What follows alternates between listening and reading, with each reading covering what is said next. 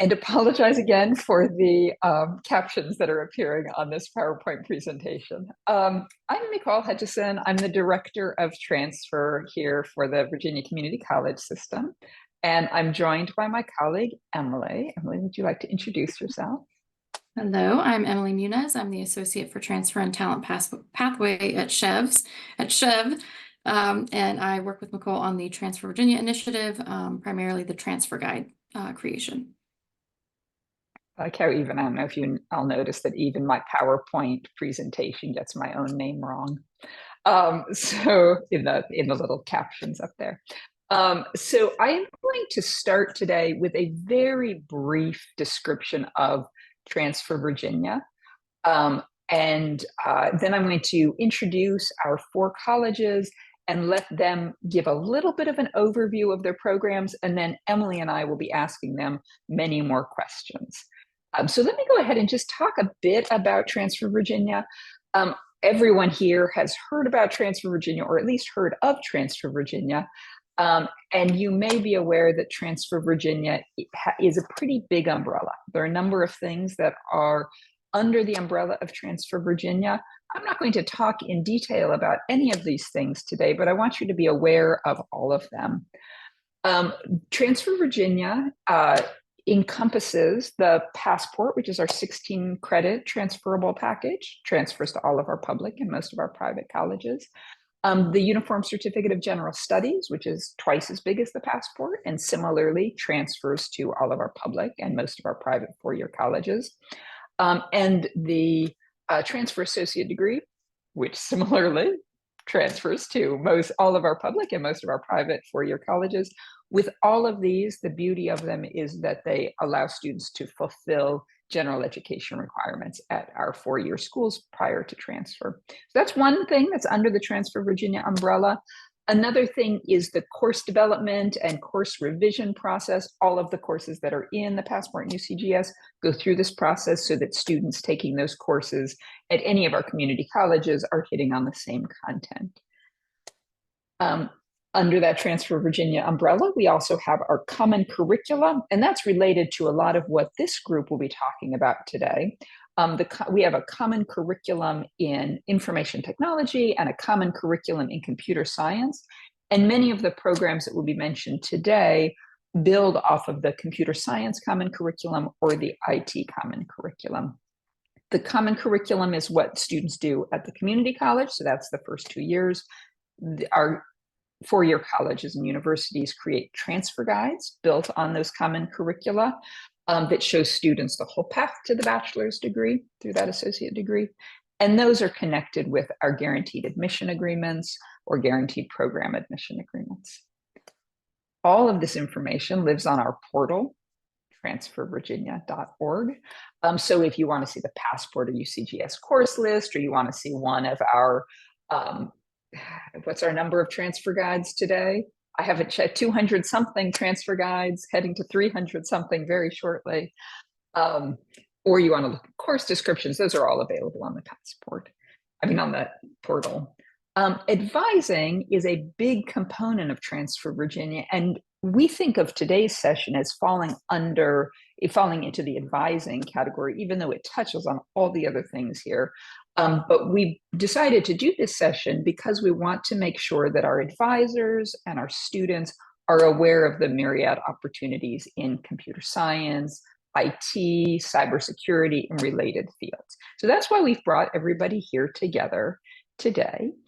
I'm going to stop sharing this slide now because I want to make sure that we're devoting our time today to our panelists. I'm also tired of seeing my words popping up on my PowerPoint slide. So I'm going to give you a brief preview of who's here, and then I'm going to ask each of the presenting colleges to very briefly, like 3 minutes, up to 5 minutes, but not more than 5 minutes, to introduce what their program is. So this is the big picture of the program, the name of the program, maybe a little bit of detail about it, but really most of the detail is going to come into play when Emily and I, as the moderators of the panel, ask you all questions. Everyone in the audience, please feel free to put questions into the chat. Emily and I have more questions probably than we're even going to get to in today's panel, but we will prioritize questions that come into the chat. So if advisors or if any students are here today, please feel free to just throw questions in the chat. They can be questions specifically for individual programs or colleges or broader questions. And we'll be keeping an eye on those. If they're questions that Emily or I can answer, we'll answer them in real time. If they're questions for the panelists, we'll make sure that the panelists see those questions. So today we are joined by 4 universities: Eastern Mennonite University, Radford University, George Mason University, and James Madison University. And each of them will be introducing 1 or 2 of their transfer-friendly programs. And so what I'm going to do to start is ask, beginning with Eastern Mennonite and going to Radford, then George Mason, then James Madison, if you could introduce yourselves and introduce the overview of your program. Again, for this first part, we ask you to keep it under 5 minutes. It really is just a brief overview, and you'll have an opportunity to go into much more detail about the wonderful aspects of your program as we're throwing questions at you. So Eastern Mennonite, Dr. Showalter, if I can turn things over to you, and you should all have access to sharing your screen if needed. Excellent. Well, welcome everyone. I'm Daniel Showalter. We tend to go first name basis here at EMU. I'm going to go ahead and share my screen. So I am the program director for computer science and also one of the faculty members here. I teach several of the programming courses. Just to give you a real quick overview, so EMU's in Harrisonburg, Virginia, a small liberal arts college, originally faith-based, and there's still elements of that. Also, plenty of students who don't necessarily identify with a particular faith. Roughly 1,000 undergrad. We have some grad, also seminary program there. Pretty low student to faculty ratio, some job placement stats there we can get into. And even though it is a private college, they've worked really hard with financial aid. So before loans or anything, last year average cost was $15,000 for a year at EMU. The main program I'll talk about today is our Bachelor's of Science in Computer Science. It's broken down into 4 chunks. Foundational courses would be things like architecture, databases, and programming courses. Then we have quite a bit of options in maths, stats, engineering. We just did an overhaul to shift from a calc-based to a more stats-based or at least choice-based. So very possibly a lot of courses you've already taken or students will have already taken could count for these. Then we have a software development courses, which is a central core that includes a capstone. And then some freedom again with any computer science and computer engineering topics courses, things like that. We do have a new business analytics degree, which is the intersection of computer science and business that I can talk about today a little bit, and an engineering degree with a computer science focus. Main opportunities, I'm just going to skim through these really quick. We have a CS club that meets once to twice a month, mostly focused on jobs, getting ready for jobs, internships at this point, the current leadership. We have some competitions we like to go to, also some more collaborative things like hackathons, conferences. We can talk about some internship options here. EMU is very focused on intercultural, so every student does some kind of intercultural experience, which could even be in DC or a local one, or it could be abroad. I can talk about that. And there's quite a bit of focus on our CS majors being interdisciplinary, so encouraging them to explore other areas in addition to the CS. We do have a lot of our students go into grad school and then oftentimes through the internships slipping into full-time positions upon graduation. And here's my contact info. I'm happy to give that out later as well. Back to you, Nicole. Perfect. Thank you, Daniel. And if you want to put your contact information into the chat, each of you as you're presenting or after you're presenting, that would be great. We'll be posting these on our Transfer Virginia YouTube channel, as well as sharing them directly with the transfer advisors. So all of that information will be available through the Zoom recording. We're going to continue going in the order throughout the panel today that I presented you all in and that you're presenting here now. So if I can ask Radford to go next and tell us the brief overview of your programs.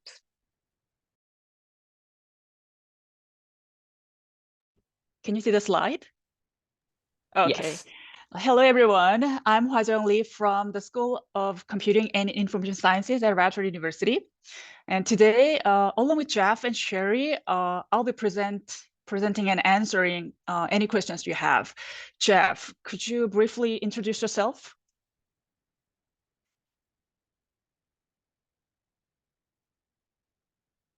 That's when you unmute. I'm Jeff Pitkus. I'm a professor. I've been at Radford since 2006. I had 20 years of industry experience before I joined Radford. I teach the database classes, and I also teach our Masters of Data and Information Management classes. Thank you. Sherry, could you introduce yourself briefly? Absolutely. Sherry Hazelwood, Senior Director of Transfer Recruitment in the Admissions Office.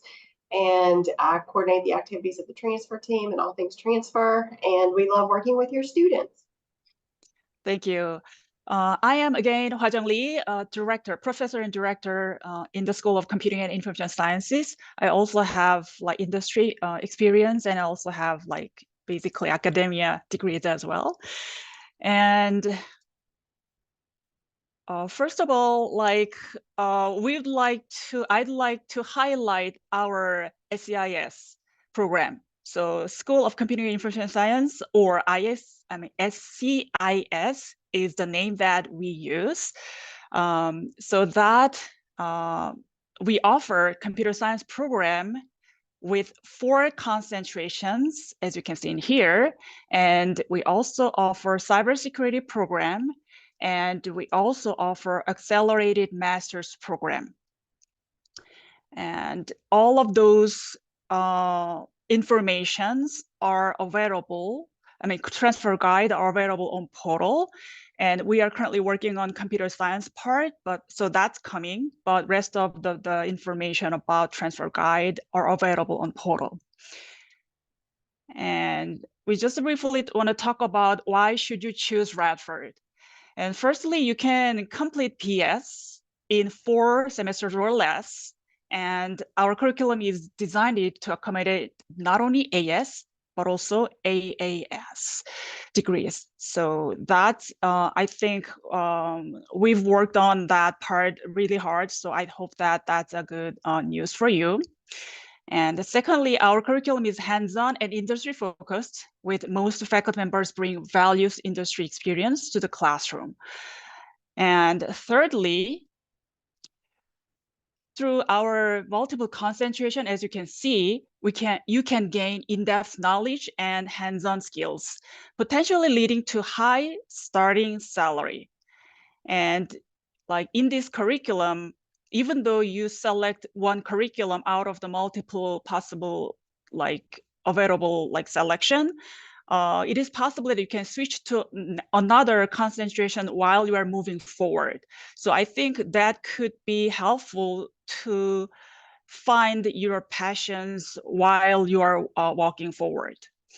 And fourthly, you have an opportunity to pursue a double major in computer science and cybersecurity, but you still can graduate in 4 semesters or less. And fifth, I also would like to say that we offer accelerated Masters of Science in Data and Information Management.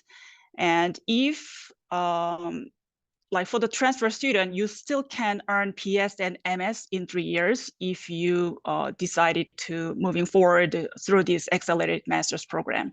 And Jeff is gonna share more detail about that part. Jeff, before we move forward to the accelerated MS program, could you cover this slide about jobs and internship and the next one? Sure. So we have graduates working at some of the top companies across the country. Some of the job titles that are pretty impressive: senior data systems engineer, senior cybersecurity engineer. We have a data science engineer, biostatistician working at a major healthcare provider, and we have chief engineer and enterprise architects. So pretty good program in terms of the outcomes, where you can go. Want to go to the next slide? Okay, next slide. So the accelerated master's program, we want to go ahead and click, Wajong. Again, this allows students to earn both their transfer students to earn both their bachelor's and master's in 3 years. And the way you do that is you can take up to four graduate classes while you're an undergrad, and they will double count towards your bachelor's and master's. And then when you finish your bachelor's degree with 4 graduate classes, you need 1 more year to complete your master's. The program is preparing our graduates for leadership positions in data engineering and data science. That's important because, as you saw in the previous slide, we have a lot of graduates who are in senior leadership positions, and it's the master's degree program that really gets you started on the fast track to advancement. You want to go ahead? Yeah, there's a very high demand for these graduates. Most of them are receiving multiple job offers. I'll talk in a minute about our industry mentors. Let's go to the next bullet. Coming out of the master's program, a lot of our graduates talk about the fact that they have a very high degree of autonomy, flexibility, and work-life balance. For example, one of our recent graduates from the master's program lives in Las Vegas because he likes to do rock climbing, and he works remotely from 6 a.m. to 2 p.m. And then he has the rest of the afternoon to do whatever he wants, climbing rocks, whatever. Next bullet. And our graduate students, once you finish your bachelor's degree and become a graduate student, you're eligible for assistantships that may include full tuition.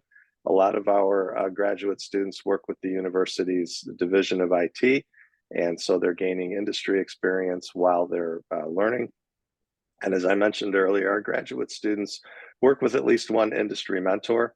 We have a consortium of companies that we work with, and a lot of those companies will hire our students when they're done with their project working with their mentor.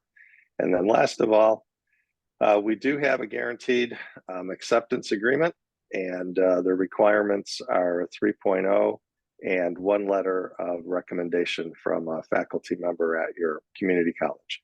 So you are, if you meet those requirements, you are guaranteed to be accepted into our accelerated program, and you're on your way to earning a bachelor's and a master's degree in 3 years. Thank you, Jeff. And everybody, thank you for your considering Radford University, and we are looking forward to answering any questions you may have. Thank you so much, Wajong and Jeff. And we will come back to more questions after George Mason and JMU introduce themselves. So George Mason, if you will please tell us about yourselves and your program. Good morning, everybody. We thank you so much for joining us today. My name is Crystal Daines, and I am the director of the Bachelor of Applied Science program.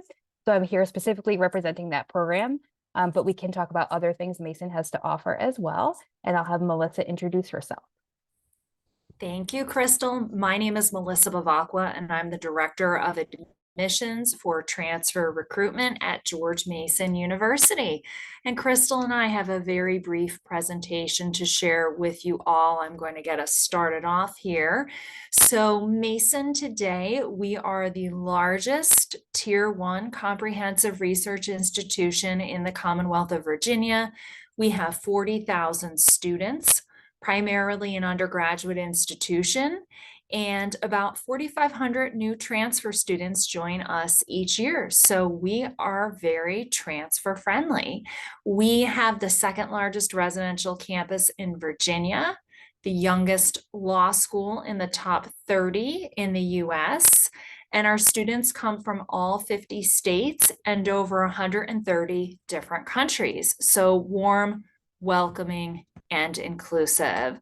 little bit more just on the general information here. We do have over 80 different undergraduate major programs of study. STEM, so science, technology, engineering, math, is the most popular area that our students are choosing to study at Mason. And we have everything from computer science and information technology to computer engineering, cybersecurity, our BAS program, which Crystal's going to talk about in just a moment, and many, many others. Lots of opportunities for you to have a minor or concentration, to perhaps stay an additional beyond your bachelor's degree, to earn an accelerated master's, and lots of opportunities for you to be involved in terms of experiential learning. Most of our students are doing at least one internship. Many of our students choose to study abroad, and many of our students are doing research as well, because our institution does research at the highest level, given our R1 Carnegie classification. We have small classes, 20 to 29 is the average class size, student to faculty ratio of 16:1. So while we are a large institution, you are going to receive a lot of individual attention from your faculty. And you'll also have many different ways to be involved in over 400 plus student clubs and organizations. And with DC literally in your backyard, there are so many different ways to be involved in terms of having fun, extracurriculars, but also incredible internship opportunities as well. Crystal? Thank you. So this is a very text heavy slide, and I'm not going to read it all to you, and we'll go into a lot of this with the panel in a minute. But a few things I wanted to touch on about the Bachelor of Applied Science. So we are specifically designed for students who hold that Associate of Applied Science degree. So students are only transfer students in this program. We do not accept freshmen to this specific major. We are designed specifically to give a 2+2. So students do 2 years at the community college and then 2 years here in BAS. We award all transfer credit received at VCCS up to 75 credits, so long as those courses have a C or better.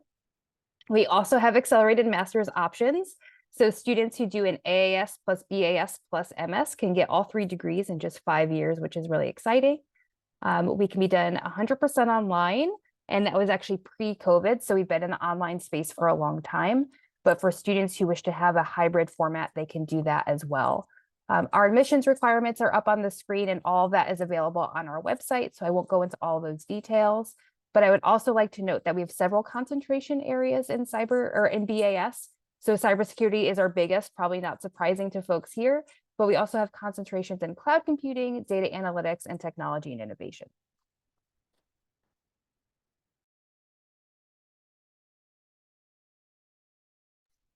Also, too, all of our engineering programs are ABET accredited, which I know is something really important and distinguishes strong programs in engineering. And so BAS is just one particular pathway to being able to transfer to Mason. There are other pathways, from our guaranteed admission agreement to our regular transfer process to our advanced program with Northern Virginia Community College and other partner colleges through the VCCS.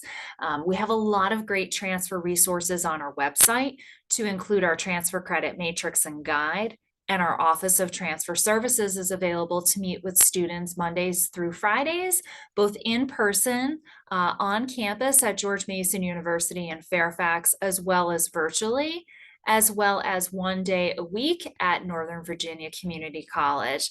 And that's also a plug for the Transfer Virginia portal, where you can find a lot more information as well.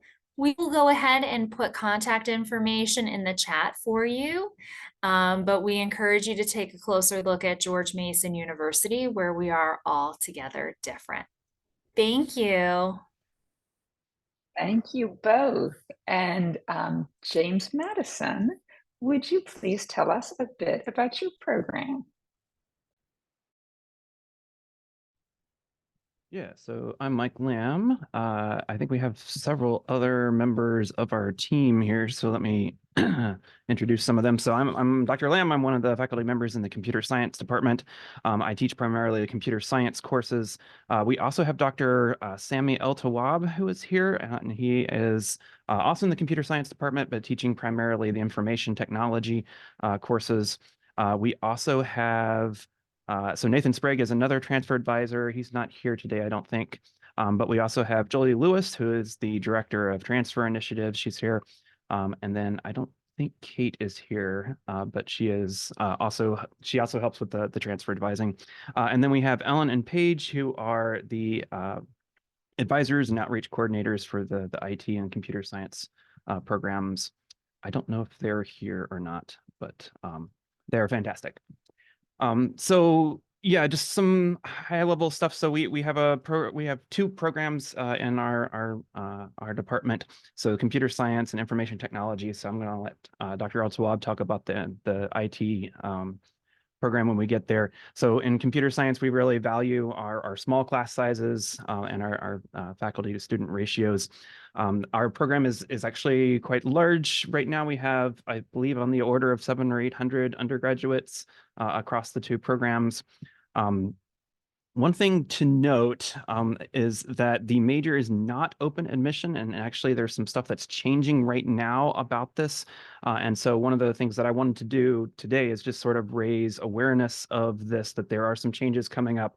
And so we've been working with Jolie and some of the other folks to try to start publicizing some of this information. It's still in the process of being finally approved, but the process is going to look a little bit different for next year. But ultimately, all the transfer students who come in are going to need to meet with a transfer advisor. That part of the process is not the same. And so the new part of the process is that instead of a guaranteed admission to the major, there's now going to be a slightly different procedure for being admitted to the major once you're admitted to the university. But we can come back and talk about that more during the discussion later on. So the sort of the pathway into the major includes the basic Python programming course, which for us is CS 149. And then there is kind of this pair of courses that people take where there's an advanced programming course that is also a little bit of software engineering. And you typically take that alongside of the discrete structures, discrete math.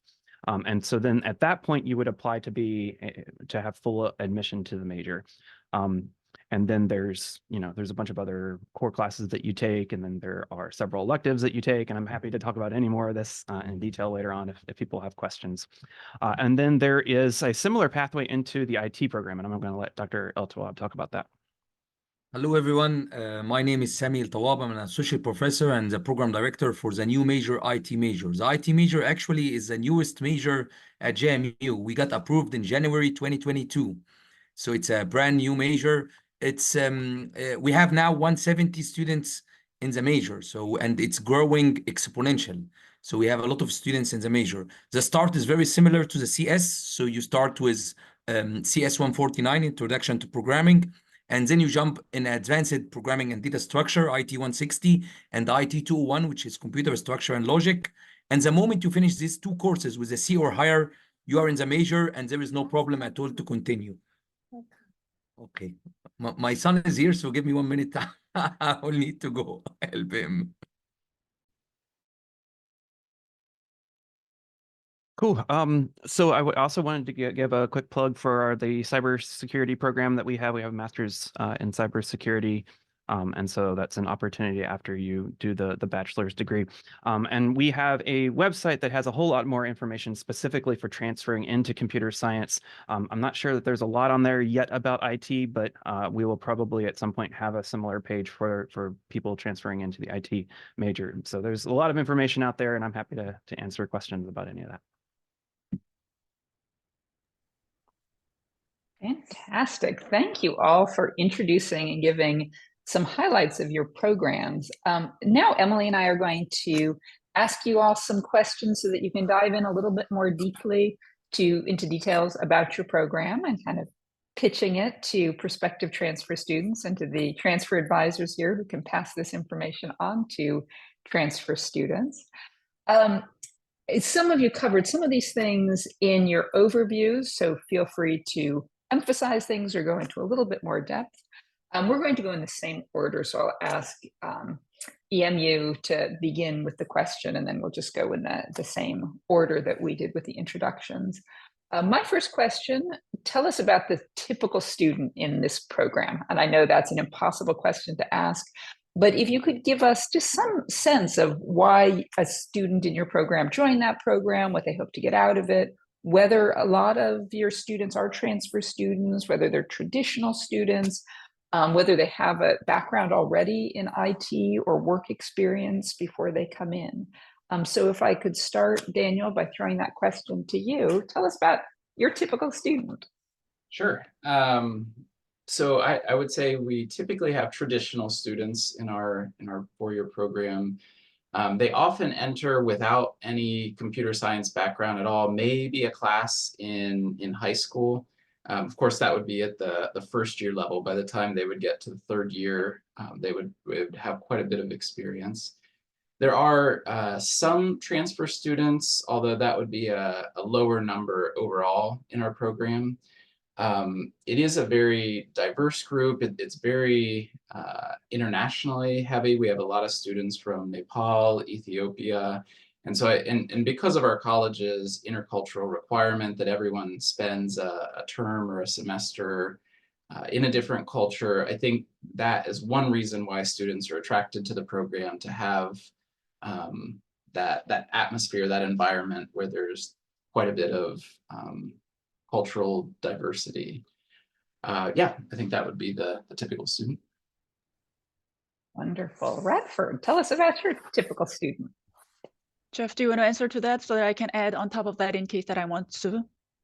Sure. So roughly 50% of our students are transfer students. About 40% of our students are first generation. We have traditional students who start, either they transfer or they start with us as freshmen. And we have a fair percentage of non-traditional students. I'd say 15 to 25% of the students in our program at any particular time are non-traditional students. Wajang, anything more you want to add?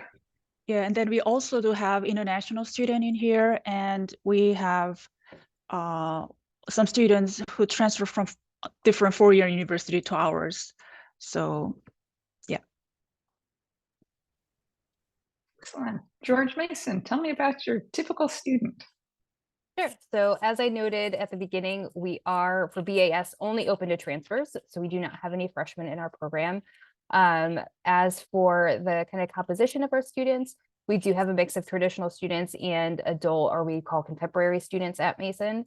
Our program was actually initially designed for adult learners. So for the first several years, we were limited to students who were age 25 or older. We got rid of that requirement several years ago. So we do have more of the traditional student in our program now. Students are attracted to our program, I think, because of the ease of transferability. You know, we basically guarantee at least 60 credits when you step in the door. So you're a junior when you start here. Students really like the online option. For students who are local to campus, they sometimes do choose that hybrid, but most of our students are in the online space. And since we've been doing it for so long, it's pretty well-oiled machine at this point. Our students are also attracted to our capstone experience, which offers an internship for students who are looking for that. So it gets in that industry experience. Our capstone is taught by professors who work in industry. So their real job is not at Mason. Their real job is actually working in industry. So it gets students those really great connections to industry. Thank you, Crystal. And James Madison, tell us about your typical student. Well, I'll take a stab and then let the others chime in. So I think that we don't really have a typical student. We have a wide range of people who come in from all sorts of backgrounds. The CS program, and I believe the IT program, is mostly freshmen. We do have a sizable handful of transfer students who come in every year. It's intended to be accessible to someone who has never done any prior experience in computer science. And so that very first programming course that we teach is designed to be accessible to someone who's had no prior programming experience. And so we really do have people who run the gamut from, having programmed since they were 8 years old, all the way to never having, written a line of code before coming to that very first class. And so we see quite a range of different people. Sammy, did you want to add anything? I just want to say something that I usually advise the students who are admitted to the JMU, whether it's a computer science or IT. Yes, we claim that you don't need a background in programming, but I highly recommend that you take something in programming in the summer. It will make your life much easier. We see the difference between the student who knows a little bit of programming before they come and the student who just start first time programming. CS149 is one of the courses that's very fast and goes faster than expected. So students who has this background in programming makes their life somehow easy. For sure. All right, thank you. That was helpful information. So the next question, you all have addressed this a bit, in your intros and even in the previous question, but we want to know what makes your program transfer friendly. So if you wouldn't mind either reiterating that or just making some highlights to how your programs are transfer friendly. And Daniel, we'll start with you again. Sure. So I'd say one of the strengths and weaknesses is the small size of our program. And I think in answer to that question you just asked, the biggest strength here would be flexibility and customized pathway. So if we get a student coming in, transferring in, I'd probably sit down with that student and talk about different options, let's see what you've done already, what does this count for, and what do we do moving forward that's most aligns with your career goals. And then we might need to flex some things. Maybe we have our official transfer guide, but there may be some things that don't quite snap into place with that. So we would work with a student if they seem to have this information, this ability, even though it's not in our official acceptance plan, that might be something we waive or use a different substitute. So just that individualized program would probably be the strength. Great, thank you. And then if we can go to Radford next. Mm-hmm. So as I briefly mentioned in the presentation, the transfer student can graduate in 4 semesters or less. And I also mentioned that our curriculum specifically designed for transfer student to be able to accommodate both AS and AAS. I think there are many schools who has transfer friendly program for AS student, but not many school has transfer friendly environment for AAS student. So that's one of the things that I want to mention. And Jeff, do you want to add more? I'll just emphasize again that we designed the curriculum because, again, 40 to 50% of our students are transfer students. So we know that that's an important population that we serve. So we have done everything possible to maximize the number of credit hours that students are going to receive when they transfer, and make sure that they have a short path to earning a valuable degree. Thank you. And then like Daniel said, we also have a small class size, and we have faculty advisors for each of the students. So we just try to answer the questions from the student who work on the degree, and in case that they have a special situations or something, then we are there. So that makes them be able to complete this degree easier. Yeah, I know students are happy to hear that information coming from a community college. And so next we'll go to George Mason. So as I noted, we're kind of our biggest selling point as a transfer friendly program is that true 2+2 that we have. Students can potentially finish at Mason in 3 semesters, for those students who like to overload their credits and are kind of go-getters, that is an option as well. I think students also appreciate the fact that our advising team in BAS is where we do, I guess I would say, intrusive advising. So basically the second we hear a student is admitted to the university, we are in their inbox helping them get onboarded to the university, helping them go through their transfer credits, processing any substitutions and waivers for classes. As a whole, as Melissa noted, Mason is a very transfer-friendly institution. In addition to academic advisors in our program, students have success coaches to work with them. So for all of the non-academic stuff that students just need as they transition to a four-year university, they have somebody in their court helping them the whole time. So they really get a whole encompassing experience once they get to Mason. Melissa, did you want to add anything about the full transfer experience? I mean, transfer admissions is amazing. I mean, it's just the whole, we're great. Yes, and I have to say, for as amazing as transfer admission generally is at Mason, I think BAS is even more so because of that individual, personalized sort of attention that the students receive. And it's a little bit smaller program, right, Crystal? So that you're getting more of that hand holding, and it's just for transfer students, which I think is really special. Great, thank you. And JMU. Yeah, I definitely want to hear from Julie on this one, but from my perspective, we have 3 faculty advisors, and when you apply to transfer to either the computer science major or the IT major, you're going to be assigned one of the faculty advisors who's going to reach out, and we'll have a Zoom meeting before you even set foot on campus, and we'll start talking about your individual situation and the particular place in the curriculum where it makes sense for you to start based on your experiences and what you've had. But that's from the CS perspective. So Jolie probably has more about just the general transfer perspective. Let me add before I give the hand to Julia to talk. I really would like to add that 2 things that I really see it's very unique about JMU and the IT and the CS program. JMU is currently an R2 university, which means we are focused also to do research while we're teaching. And our undergrad students is our tool. We don't have PhD students. We have some master students, but it's very little number of students. So we use our undergrad students for our research. So they have this opportunity in working closely with one of the faculty member on one of the research projects. And this is usually the story that they go to the recruiter to tell, this is what I did while I'm studying all these other classes. So I really think this is very positive. We also have the opportunity to finish 2+2. So yes, you can come and finish in 2 years. However, the moment you are accepted, we work with you to make sure that you have the strong background. So you don't sit in a class, you find yourself, I don't know this, or this is supposed to know, but I don't know it. So we actually work with them closely to make sure that you feel comfortable to join. So we give them an optional quiz if they would like to take as an assessment. And if they take it, they did well in it, we discuss with them the next step and we move forward.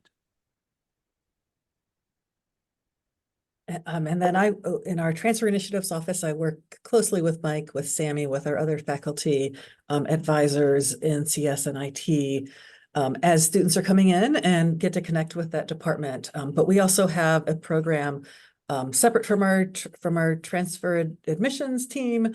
We have an academic advising program to work with students prior to transfer, really to advise alongside the advisors in the VCCS institutions. And so we have 3 advisors who work with students across the state. They're assigned different institutions. And so anytime students, want to have a meeting, talk about what classes they may need prior to transfer, what their planning could look like, how to engage our guaranteed admission, our team is there to help them. And then we have lots of access to our instructional faculty advisors and leadership in the program, so that anytime there are questions that are sort of, hey, above our knowledge level, we can connect really quickly to get students more information. And so we're really the service that is working alongside your teams to support students who may be interested in these programs. I will send the link here for JMU Next Transfer Advising. You could refer students to us anytime. Thank you, Julie. Good to see you. So the next question, so prior to my role at Chev, I used to be a transfer counselor. So a lot of these questions I used to get directly from students. But many students who are in their first year or 2 at the community college know that they want to go into some sort of computer related field, though they may not know which one. There are now a lot of options for them to choose from. So we're wondering, what advice do you all have on how to make the right decision about what degree and or career a student should pursue based on their interests? And Daniel, if we can start with you, please. Yeah, one of the things we always recommend to our students, even at the prospective student meetings, is not just getting a CS degree, but having some something else, whether it's biology, business, graphic design, something. And so early on, we would encourage students to explore those various interests. At a liberal arts college, we kind of have them programmed to take a lot of these various threads anyway, and then helping them, pick apart what classes have you enjoyed so far, what have your friends taken that they've talked about that you're interested in. So again, a lot of those conversations happen in the advising meetings. And then the other thing we also try to encourage them to do is shadow or mini internships. We try to encourage them to do multiple mini internships throughout their pathway, just to try things out as much as possible, get that exposure. Thank you. And then if we can move on to Radford. All right, thank you. I mean, actually, since the student already wanna take IT or computer science as his or her major, then the next thing is about what's next. I mean, they want to know what they need to do. And as you know, in under our school, we have like computer science program as well as cybersecurity program. And under computer science program, we also have like list of concentrations. So they might not know where they can start. But the good news is here, when we design our curriculum, we design our curriculum like a layered structure with the building block. So that means we have like big core. So the starting point will be almost the same. So even though the student like pick one concentration when they get, like admitted to Radford, the student can switch to different concentration while they're moving forward. So we intentionally design our curriculum in that way because we absolutely understand that they don't know what they want when they start. So we've seen that a lot. So we just intentionally design our curriculum like that. And then while they are moving forward, going down to each layers, surely they have like they're not going to have a full options that they can switch like from A to B, but they still have an opportunity to be able to switch to another concentration or even to another program. For instance, computer science program and cybersecurity program, both of the program has same core. So even though the students start with the cybersecurity program and end up want to switch to computer science program with maybe network concentration, that's also absolutely possible. So yeah, we do understand that situation. And once they are in, we have a faculty advisor. We will lead them toward the directions that they have a passion. Jeff, do you want to add more? No, I think you did a good job. Thank you. Thank you. Mason. Yeah, so I think it's really important, excuse me, for students to try some different classes, right? Whether at the community college or once they've made that transfer journey, try some different courses, connect with your faculty, engage with your advisors, have conversations. If possible, try to shadow some students, some folks that are working in the field that you might be considering. Oftentimes, I know students are thinking about one particular area and then they either take a class or have an experience, do an internship, and they say, oh my gosh, like that's not what I want to do. So I think experience is sometimes the greatest teacher, but your faculty are really great. Career services folks at every institution are very helpful. And as was previously mentioned, talking with fellow students, I think is also an important piece. And then within BAS itself, students are required to take basically an intro class in their first semester. And as part of that, they're doing some of this career exploration. So assignments are things like, go on local job boards and see which jobs catch your eye and what skill sets you need to get those jobs. And then look at our classes. Are the classes that you would need to get those jobs, are they actually interesting to you? Or do you see something like programming and you're like, oh gosh, we encourage students to talk to our faculty again as industry professionals. And then within most of our concentrations, there is the flexibility to choose classes that align with interest. So even in cybersecurity, we have a predefined set of classes students are required to take. But let's say the student is also interested in cloud computing, they can actually take cloud computing classes as well to get both of those skill sets. So we offer that flexibility to students who are trying to figure out exactly where they want to land. Thank you. These are all great answers. JMU. So I guess I'll start by just kind of echoing what Daniel said, actually. So we highly encourage our students to do a minor. There's plenty of credits to get a minor, and even as a transfer student, it's often possible to fit that in. And so we encourage our students to take advantage of being at a institution that has all of those options available.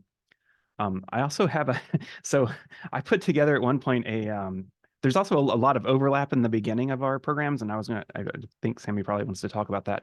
But for anyone who's interested, at one point, I put together sort of an informal advising document that compares computer science, information technology, and also another major that we have on campus called computer information systems that's over in the business school. And so if anybody, it's not an official advising document, but if anyone's interested in seeing that, let me know, and I'm happy to send that. So let me add that we also encourage the student to join clubs. So we have a lot of clubs in the department. We have a robotics clubs, we have a Unix club, we have an ACM club, we have cybersecurity club. We have so many clubs, advanced programming club. I really think these clubs help the student to know exactly what they would like to do in their future. And I have seen some of this club really change their mindset, so they're so interested in some topic because of the club they are part of. And I really encourage the student to get involved from day one in it.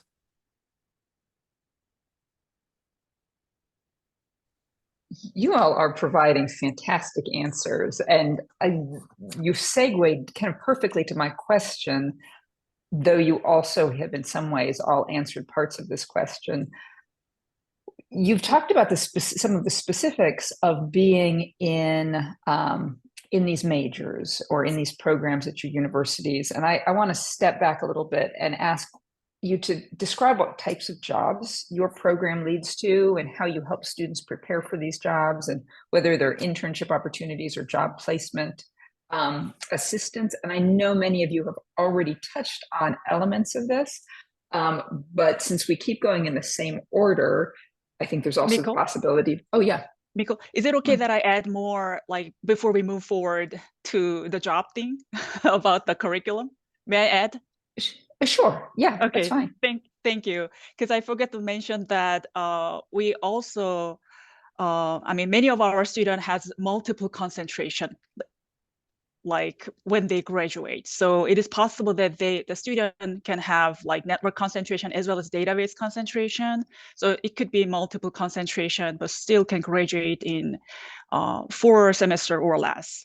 And then with student also can, I also want to highlight that student also can have a double major in computer science program and cybersecurity program. So like we revise our programs so that the student can have a dual degree, dual major when they graduate, and still can graduate in 4 semesters or less. So I just want to highlight that before we move forward.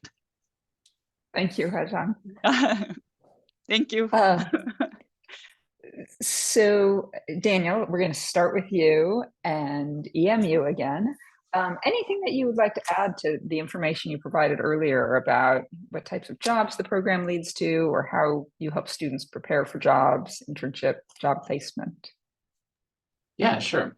So I would say the two big tracks would be graduate school and jobs. The graduate school record, that's something we've really been ramping up the last few years and had some good success, especially in PhD programs. We just signed an agreement with Christopher Newport that would be a guaranteed entrance into their master's program, assuming you had a 3.0 upon graduating with the CS major. So that's the graduate side.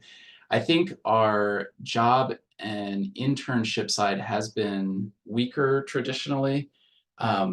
We have had the benefit of the past year or two. There's been some student-led initiatives who have really been digging into what opportunities are out there and have compiled some nice resources and hold regular meetings around those. I'd say one final strength we have had is our semester in Washington, D.C. So this is one of our intercultural programs, and a CS major will go to Washington, D.C. There's a common housing unit, which is usually 8 to 10 students and some staff who live there. The students are guaranteed placement into a CS-related internship there. Also, oftentimes in Smithsonian Institute has been one of our biggest employers. And then on the close of that internship, students are very, very often offered a full-time job upon graduation. So that's been a route into employment, kind of a guaranteed low-stress route into employment for several of our students. Fantastic, thank you. Radford, tell us about some of the job and internship opportunities. Thank you. May I share my slide? Absolutely. Yeah, I've shown it before, but I just want to show it one more time because that might be easier.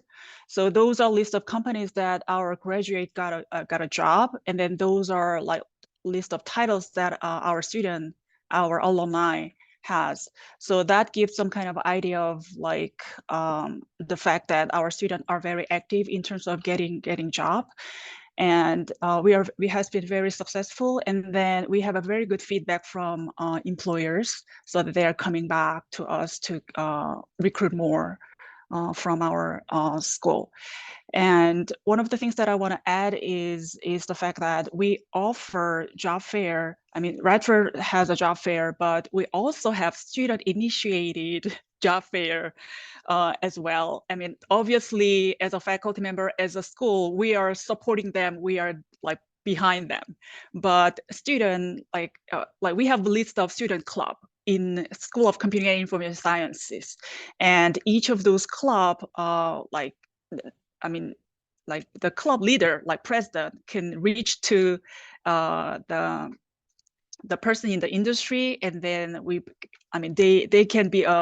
they can serve as a contact point, so that the industry person could see how active our student is, how motivate. I mean, they also can see that our students are very motivated and that they have a good relationship, so that they end up hiring many of our students from here.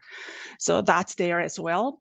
And and then in terms of like graduate school, we do have a master's program, like you already heard. And in addition to that, some of our students, like moving forward, get an admission from other schools like University of Virginia or Johns Hopkins University, and so on and so forth. And most of the students had undergraduate research experience from our department. So that could be a good information, good aspect that they can share when they apply for graduate programs. So that's another branch that we have. And then we also actively communicate with the company to develop internship position. So that's also part of the things that we are working on right now.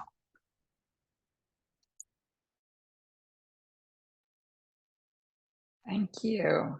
What about Mason? You've mentioned some things related to this already, but if you want to reiterate or highlight some of them, please feel free. Sure, I'll highlight just a couple of things and then quickly turn it over to Crystal. But we have the highest average starting salary of all graduates of all Virginia publics, starting at about $72,000 per year. Most of our students, in terms of career opportunities, are staying in the DC metro area when they graduate because of the robust job market. We have most of our students, nearly 90% of our students, are staying in positions or getting into positions related to their career goals. We bring in literally hundreds of different companies and organizations to interview and recruit our students for internship and career opportunities. We have robust graduate school offerings here at Mason, but also send students to some of the best graduate programs across the country. And I know Crystal is doing amazing things with the VAS students career service wise. Yep. So we have a partnership with Career Services. So the way Career Services at Mason works is that it's divided up. So there's career advisors that represent certain degrees. So we have somebody who specifically is for our cybersecurity students. Our Career Services office also holds a series of events called Clearance Ready. So for students who are looking to get a security clearance, they can't get a clearance obviously from the event, but it teaches them the steps to get a clearance. And then our coursework within VAS is designed to does that scaffolding. So their intro class is getting them kind of career ready with the basics they need to know. And then we end with that internship experience. I'm sure everybody here could talk about that the job a student gets a lot of times depends on what they've done while they're in undergrad. So not just the classes they're taking, but those internships they're doing, any volunteer work that they're doing. So we strongly encourage our students to be supplementing their education with certifications, internships, volunteer opportunities, whatever it is for some of that value added. I think that one of our coolest partnerships is with Amazon. Our cloud computing concentration was built with Amazon Web Services. We got to sit in a room together and actually build our courses together. So we have some really great partnerships that are partly because of our location in the DC metro area.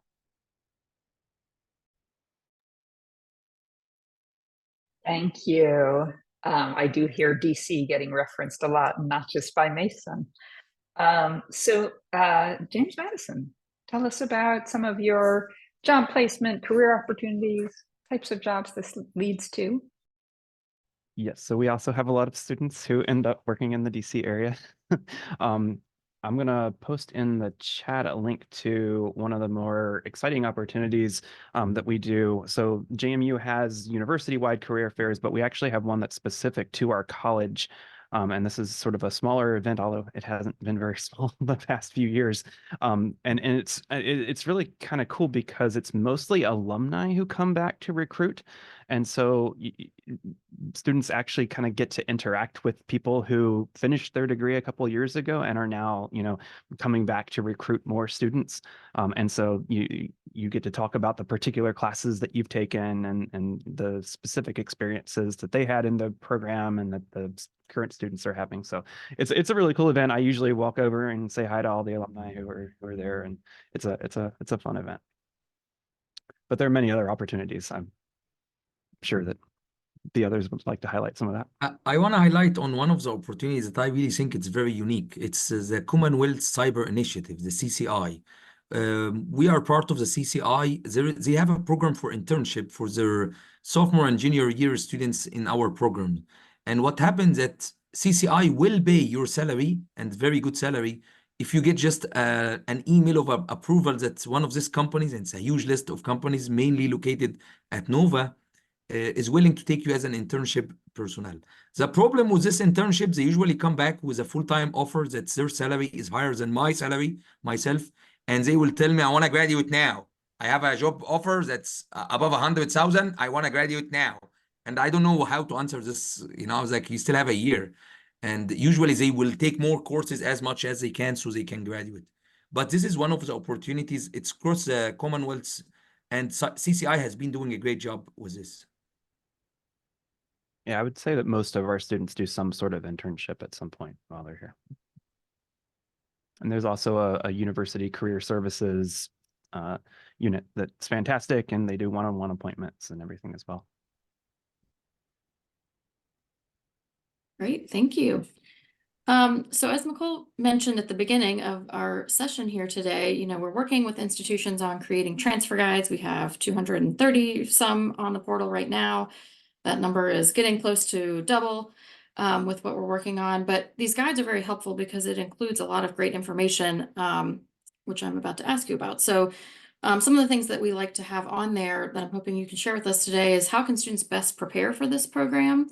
Are there special requirements that they should have coming in, such as prerequisite math classes or any other courses?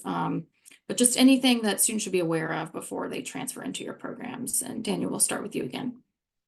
Sure. Yeah, so we have the things laid out on the guide itself, but in general, I would say the more programming experience they can get under the belt, even if it's through self-taught online types of courses if they're not able to somehow fit them in, or if they joined late at the community college, and then can just boost that up, because if they have that ability, we can work with them on placing them into the appropriate course, and that can knock some of the courses out of their way to kind of clear a pathway for those last 2 years. So programming and math, again, if they can take at least some basic statistics courses at the community college level, that puts them off on a really nice foot for a broader range of statistics course options here at EMU. Great, thank you. And Radford. All right.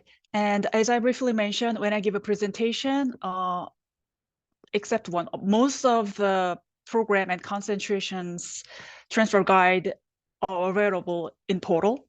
So, and then one of the things that we are working on is computer science concentration. Like, we are working on it, so we hope that that's going to be there sometime soon.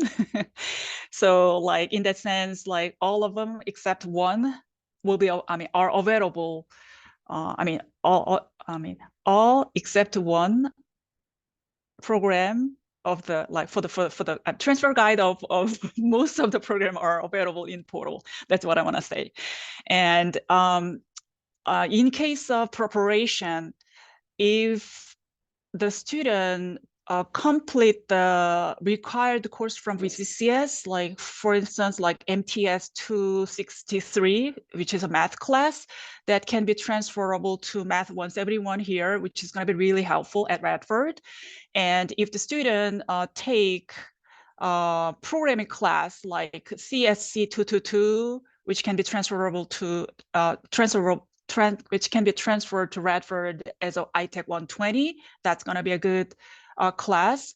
And if student takes CSC 223, that will be transferred as a ITech 220 at Radford in here, and that's going to be really helpful. And if the student took Math 245 or 264, that'll be transferred as ST80, Statistic 200 here at Radford. So all of those classes are going to be really helpful, in addition to other required class from VCCS.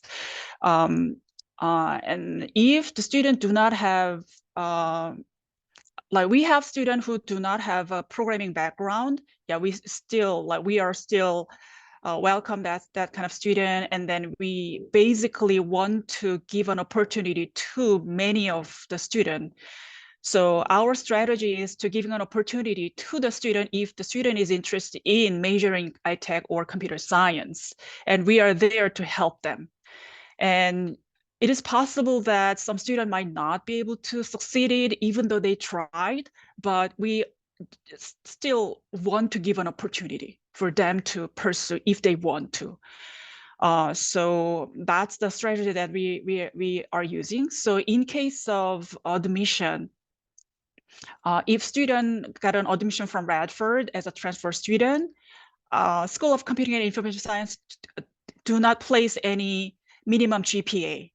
So student will be able to get an opportunity to join us and then start. But again, if the student have a programming background like CSC 222 or CSC 223, that's going to be plus. And if students do not have that programming background, it might delay your graduation a little bit. Because instead of just rushing them through this program, we want to make sure that students learn the material, make sure that students need to be equipped from here as an education, so that we want to make sure that students can live a happy life after graduation. So that's the things that we are working on. Thank you. Thank you. And then Mason. So for applying as a regular transfer student, we are typically looking for about a 2.5 cumulative GPA, a transferable English composition and math course. Generally, college level algebra is acceptable, but some programs have more specific and more stringent math requirements. And Crystal will talk about that in just a second in terms of the BAS requirements and the differences there. We ask students to have demonstrated English language proficiency if English is not their first language, to apply the semester before the student is ready to transfer. We need to see all transcripts from all previously attended post-secondary institutions, both foreign and domestic institution. And if a student has less than 24 transferable credits, we will require their official high school transcript. Crystal, do you want to talk about BAS requirements? Sure. So I'll put a link in the chat. So the requirements vary a little bit based on concentration. But if we stick to talking about cybersecurity, cybersecurity concentration requires very specifically that the AAS degree be either in cybersecurity or that they have the AAS and IST with the cybersecurity CSC. So we require that very specifically for that concentration. Our other concentrations are a little bit more laid back with the requirements. So like cloud computing, you could come in with basically any AAS degree, but that is all detailed on our website. Most of our concentrations do not require a specific math course for requirement. We love for students to come in with our Mason core math done, but it's okay if it's not. But some of our concentrations do require calculus as a class in the concentration. So some students will have that when they get here. As Melissa said, I will kind of also add that for students who are going more of our engineering track, so students who are looking to go to like the BS in IT or the BS in computer science, those ones do tend to have a higher point of entry than the BAS program does. So the link in the chat is specific for BAS.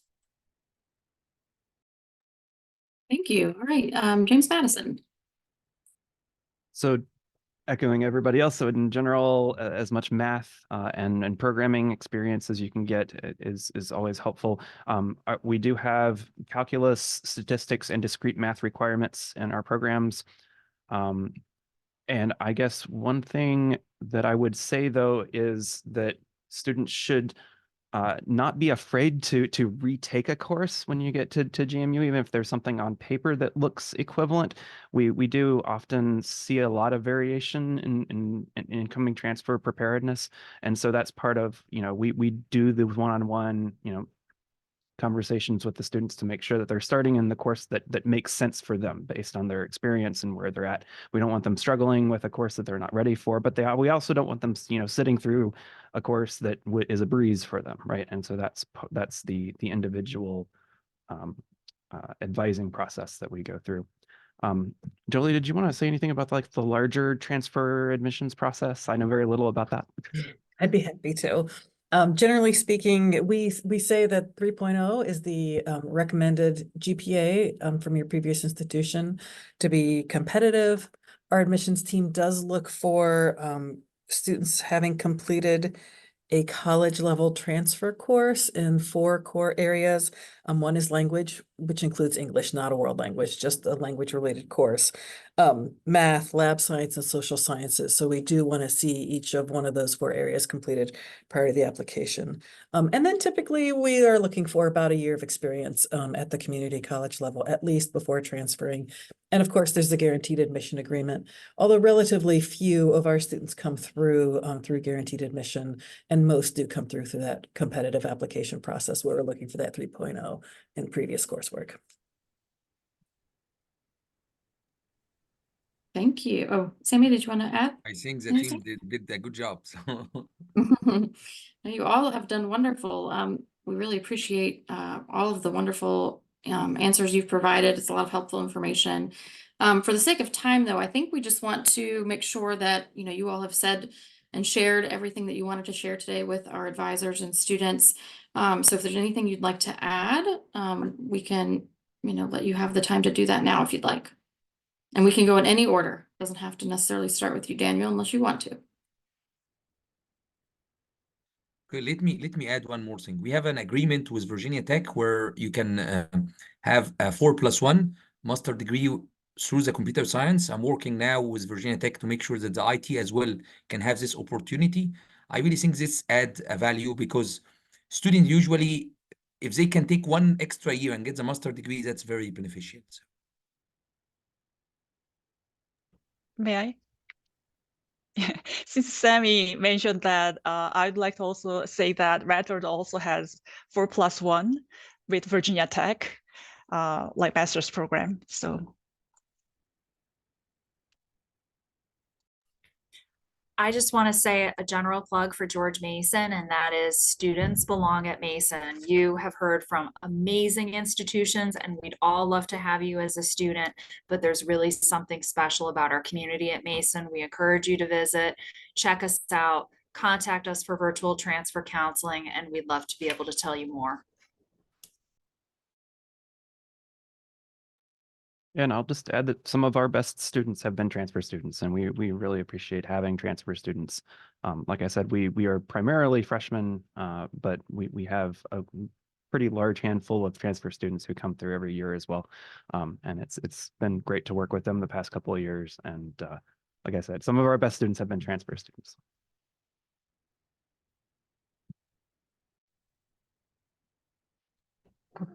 Thank you all so much for joining Emily and me today in this panel.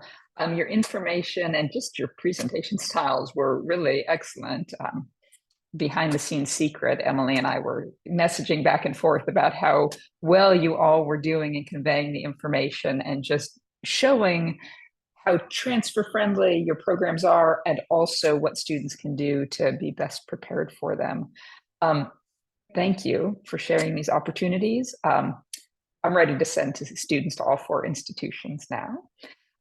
We'll be posting this recording, as we mentioned, on our YouTube channel, which is also accessible through the portal, and sharing it directly with the transfer advising peer group with the community college system. So thank you all for your time. I know you put your information, your contact information into the chat, so people may, advisors or students, be reaching out to you. I hope you have a wonderful rest of your day. Thank you, everyone. Thank you. thanks a lot. Yes, thank you.